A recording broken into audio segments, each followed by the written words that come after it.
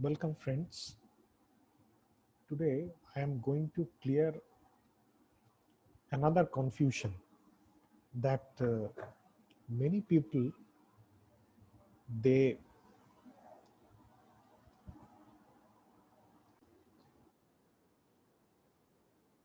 many people even after performing hypothesis test they are not clear about several things. For example, uh, just have a look at this one. How the concepts of test statistics and distribution came into existence in the first place. Secondly, how to find out the tabulated value uh, to determine the cutoff, and how to link up the concepts of hypothesis testing. It means why and how to compare sample results with population, that means distribution of or its table. So these three are the confusions. Okay. Now, in order to answer these questions, uh, let me tell you, we already know that there are different types of distribution. You know, there are different types of statistical tests, and you uh, find out different test statistics for those tests. For those statistical tests. So, how these concepts actually come? You must know that this is not random. People have faced different types of situations, and because of that they have invented or developed different types of distribution. For example, we all know that F statistic, it is very frequently used in many statistical tests, many hypothesis testing. For example, even if you conduct ANOVA, you perform F test. So what is F test? We all know that F test is the ratio of two variances, okay, with different degrees of freedom or maybe same degrees of freedom. So people have first faced the problem like two variances need to be compared with different degrees of freedom or same degrees of freedom. So that's why they realized that there must be uh, a type of distribution which can uh, bring in this particular, or which can execute this type of picture, this type of scenario. Okay, so that's why they have proposed a distribution which expresses two different variances. Okay, so it's not random. There are reason behind it, that why these things have been people have conceptualized about F distribution. Okay, and we all know that F distribution is the ratio of two chi-square distribution. Now if you ask that how the chi-square, people came to know about the chi-square distribution, because people have faced that some particular, with a particular degrees of freedom, if there is a variable with particular degrees of freedom, its variances must be captured. The distribution of the variances, it must be captured. So that's why also chi-square distribution has been proposed. So it's just like that. Now come to the point of second question: how to find out the tabulated value to determine the cutoff. So if you have a look at this particular problem, their F value is estimated, but and you can also see that the degrees of freedom here is 20 and 24. So if you have a look at this table 20 and 24, the intersection point is 2.33, okay, or 2.327. Very with pinpoint accuracy, you can say the value is 2.327. Exact value is 2.327. So how to find out these tables? Okay, or in order to know how to find out these tables, first you should know that how these distributions, people, how they have drawn these distributions. So how the people they have drawn these distributions, you should know.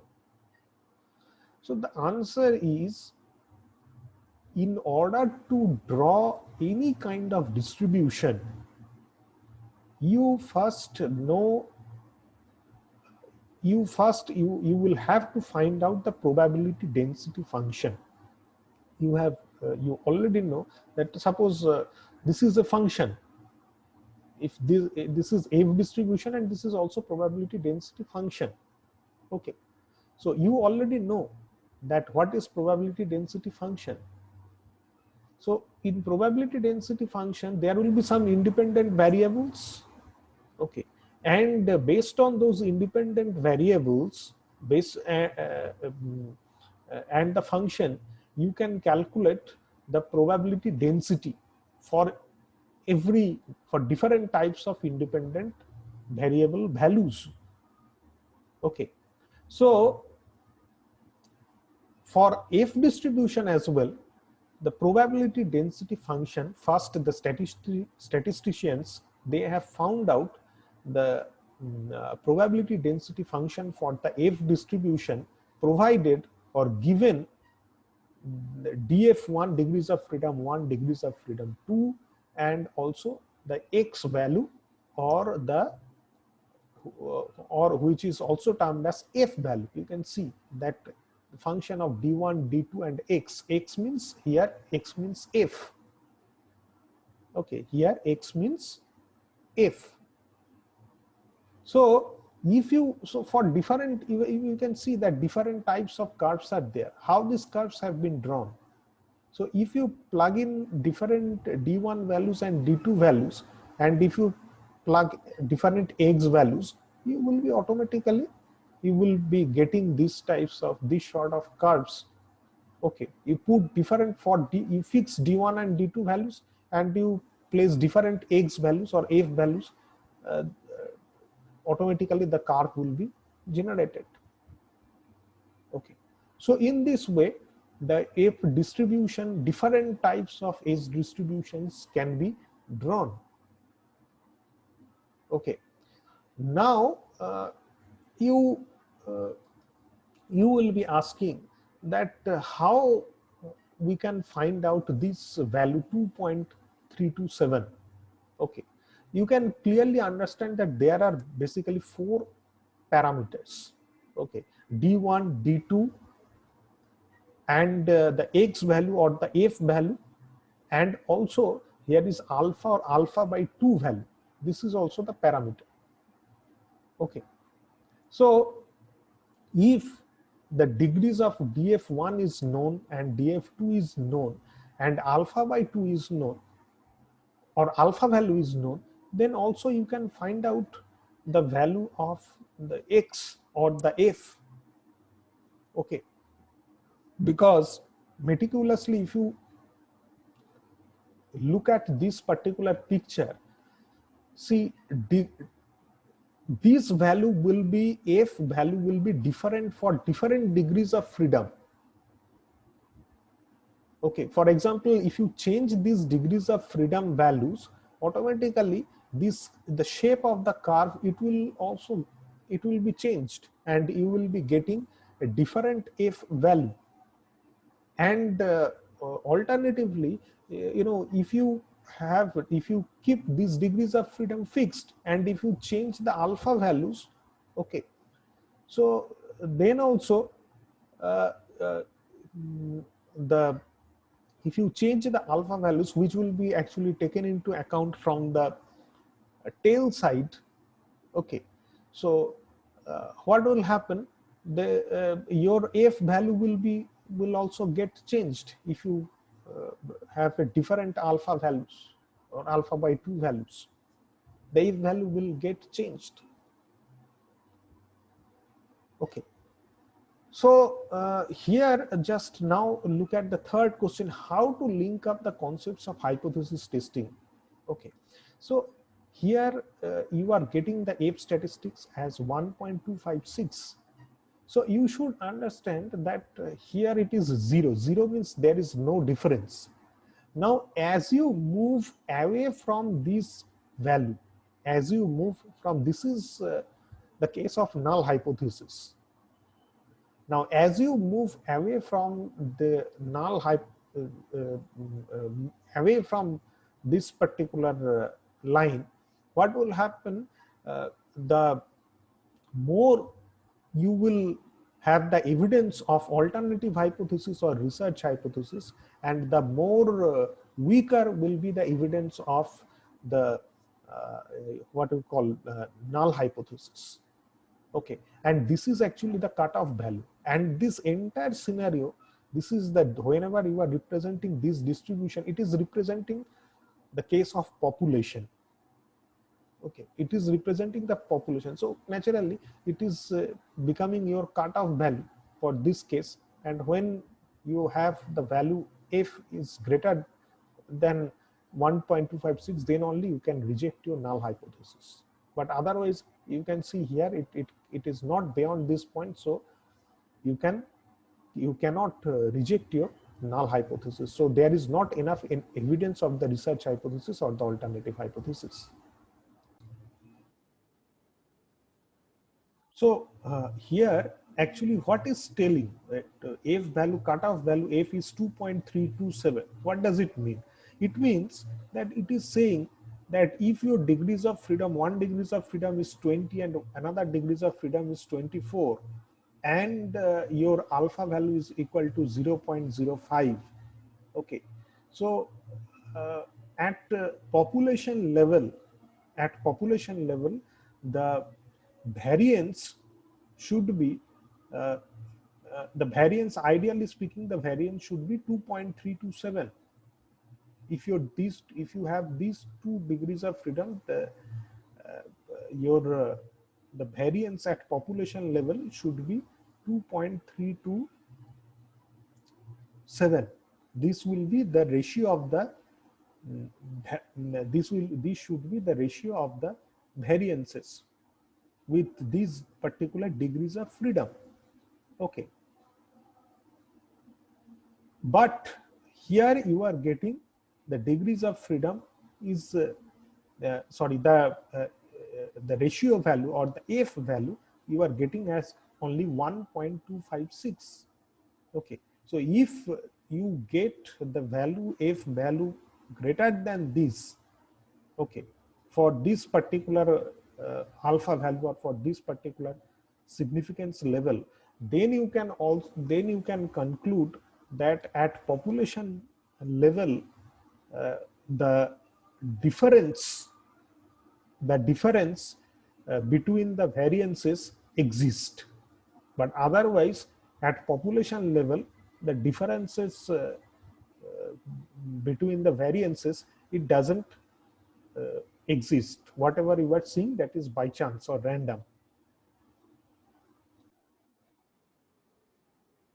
Means you have already drawn this particular curve, okay, by plotting the degrees of freedom, freedom values, and different x values. So now after this curve is, once this curve is fixed, then you can easily compare the f values or the x values with these values, the significance level or the p values, whatever. Okay, so this you can compare. For if for different x values you will be getting different p values. Okay, so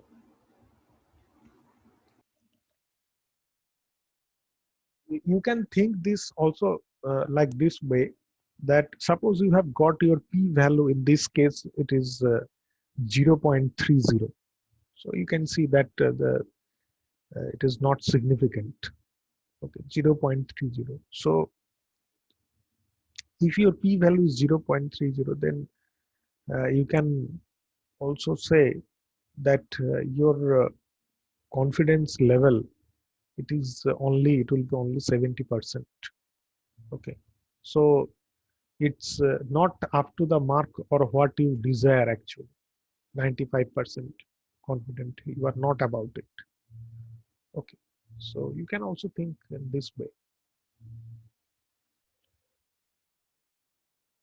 So in your sample, if you find too much differences between the variances, then it is also expected that it exists in population level, because you know that your F value will be higher, and if your F value is higher, then uh, you know uh, then obviously there will be huge uh, then it will actually surpass, or it will be beyond this particular level. So it will be expected it will be expected that you will be getting uh, the same thing will exist, whatever you are observing in a sample, that also exists in case of in your population. Since for these 20 and 24, these 2 degrees of freedom, this F distribution curve is fixed. So while mentioning the question, uh, you must give the significance level or the alpha value that you will be considering. Okay, otherwise there is no, you how can you find out the F value? Okay.